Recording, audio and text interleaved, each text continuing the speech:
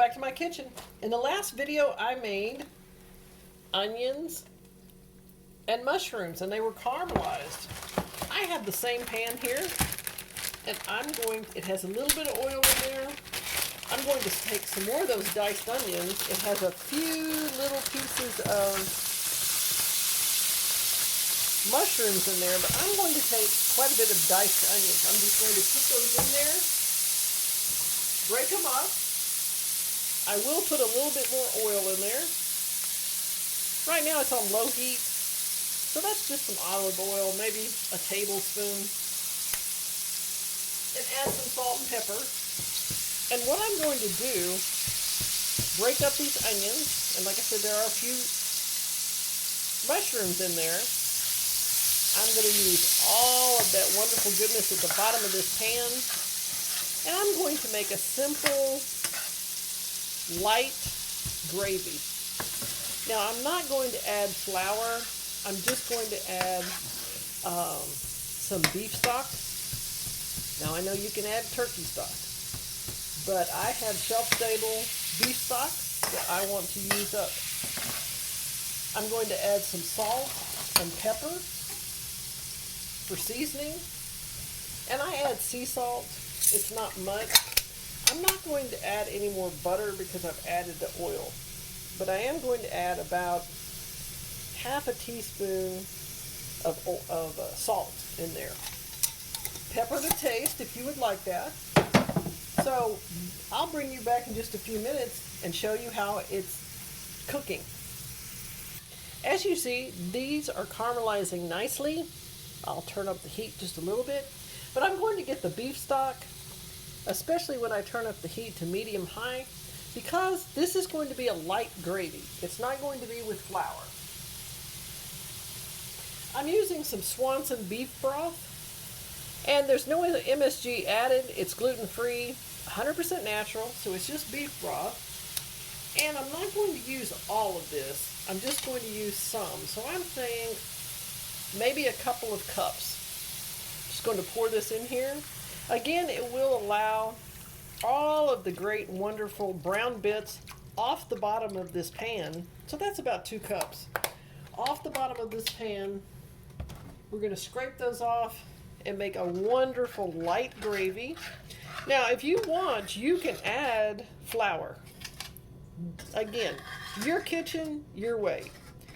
So I'm just going to cook this down a little bit. You can see some of the onions in here. Some larger pieces that may not have gotten diced. It's fine. But this is a light onion gravy. This is also wonderful for after Thanksgiving when you have turkey sandwiches. You can make a turkey sandwich and then you can dip the turkey sandwich, if you have cheese on it, you can put it on a crusted roll. You can dip your sandwich in here and it makes a wonderful light gravy.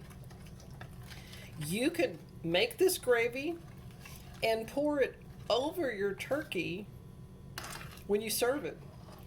You can pour this over your turkey when you're baking it, if you want something completely different. Again, you make what your family loves. This year, I'm trying to use what's in our prepper pantry, freezer, and of course the refrigerator. There are going to be a lot of simple, easy dishes, and they're pretty quick. I'm saying 10 to 15 minutes. They can be placed in glass containers in your fridge, warmed up easily on Thanksgiving Day.